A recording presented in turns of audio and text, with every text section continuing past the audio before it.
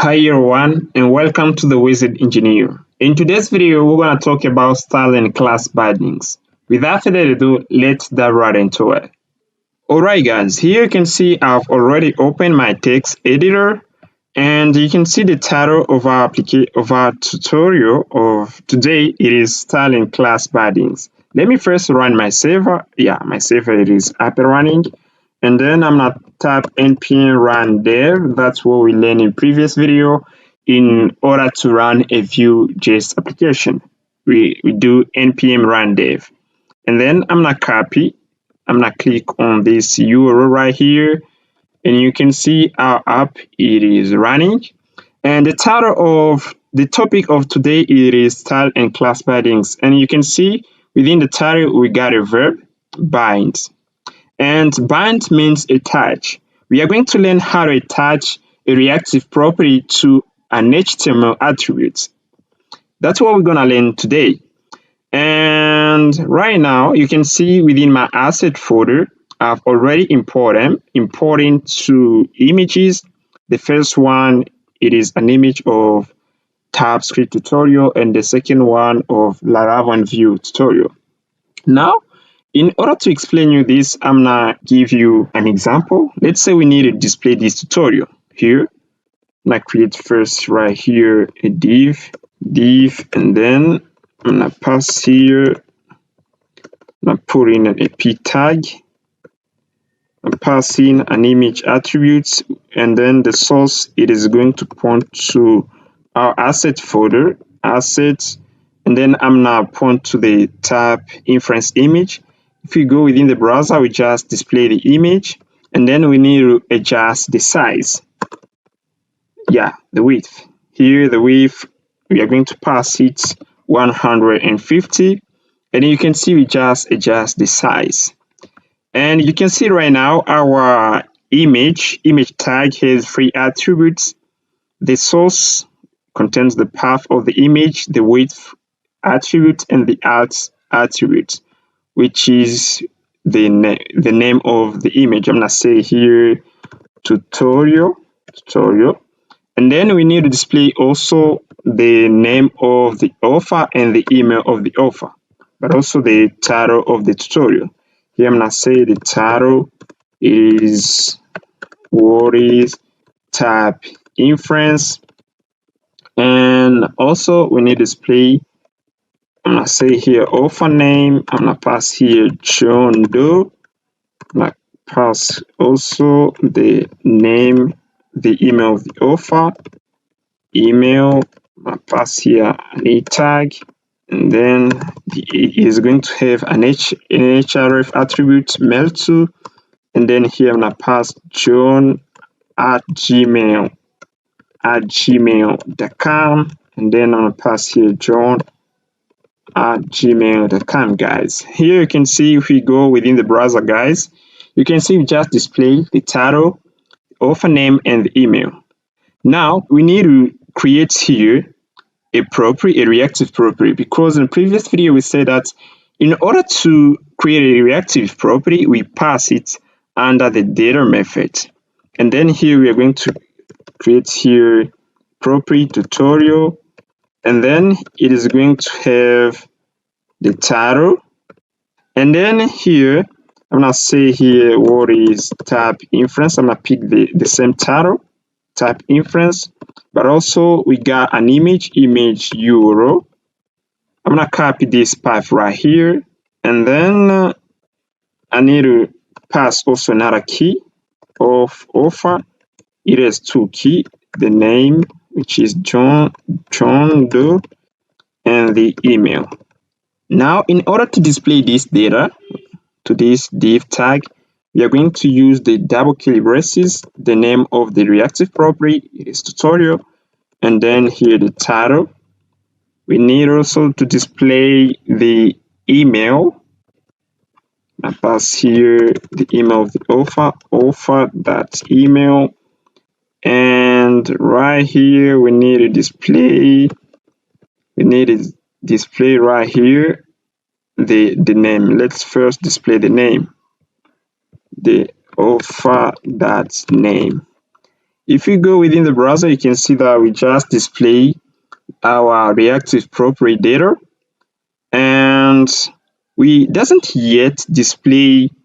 yet pass reactive data to this source attributes, because right now you can see we just have this path which point to the source folder.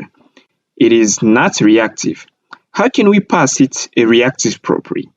In order to do so, we are going to use vbound directive. Vbound directive allows to bind a reactive property to an attribute.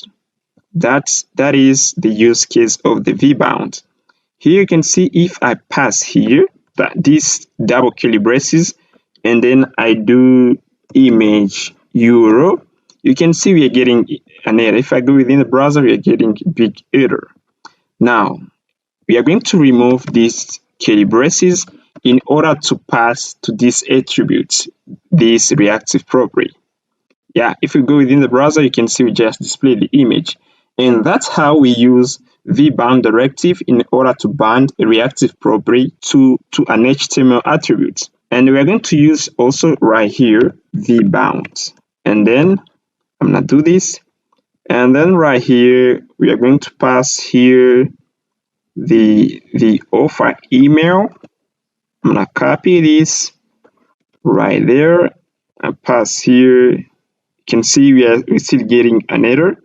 You can see we have an error. I'm gonna remove this. And you can see within the href attribute we got melto.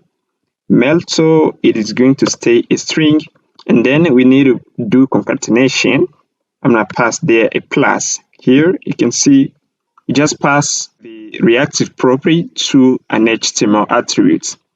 And that's how we use vbounds. But also we have a shortcut of vbounds. We can remove vbound. You can just pass the semicolon like this.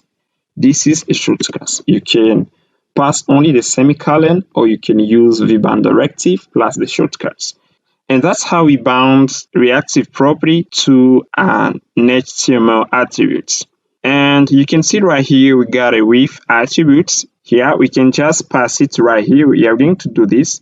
You can say the image can have different style. We're gonna add this. It is going to be also an object. We're gonna say here it's going to be an image, and then this image has a path which is the source, which point to the source for which is the path of the image, but also it have the width like this. We're going to say 150, and then we can just come over here, and then we're going to modify, and then we're gonna say we're gonna hit the path, but also we can copy this. We're going to pass it right there, and here we're going to hit the width key within the image object. You can see, and we got also an alt attribute. We can say here, we're gonna say here the alt attribute. We are going to pass it the title of the tutorial. This is the alt attribute. And congratulations, you just learned what is bindings. Bindings allows to bound a reactive property to an HTML attribute. And that's all guys for bindings. But also we can bound a style. Suppose here we got a class. Let's say class image. Let's say image tutorial. And then we have some CSS code. Let me show you something, guys. We have here style. Here you can see we just created a style tag, and then here the class, it is image tutorial, and then we need to pass it. We need to style it. I'm gonna say border radius. I'm gonna pass it 20 pixel. And then if you go within the browser, you can see that we just apply a style of border radius to our image. And then how can we bound this a reactive property of border style? I'm gonna say here border style. Let me pass it border style to this class here. We are going to use also vbound in order to achieve this. I'm gonna copy it within the image property. I'm gonna pass here border style, and then here I'm gonna pass here this image tutorial. I'm gonna pass this class right there. I'm gonna say here border style, because we can get different types of style here. Let's say we got another style here. I'm gonna say here border style image dash tutorial one. This is the first class, and we got also the second class. And for the second class, we're gonna say the border radius, it is going to be 50 pixel, whereas for the image tutorial, the image tutorial one, the border it is 20. And then here we're gonna say here border style one, we're gonna pass it image tutorial dash one, and then here we are going to pass it border style 2 image tutorial 2. The second one has a border style of 50 pixel, and then in order to do that, we are going to use also vbound. We are going to use semicolon, and then we are going to do tutorial, the reactive property, and then we need it a specific border style. Here I'm gonna tap here border style 1. You can see if you go within the browser, we can get here our image. You can see that our image has been applied a border radius of 20 pixel. If I hit the border style 2, it is going to the border radius, it is going to be 50 pixel. Let me try this. Here I'm gonna pass here border style 2, and you can see. And that's all guys for style and class bindings. In the next video, we're gonna talk about conditional rendering in Vue 3. I see you there.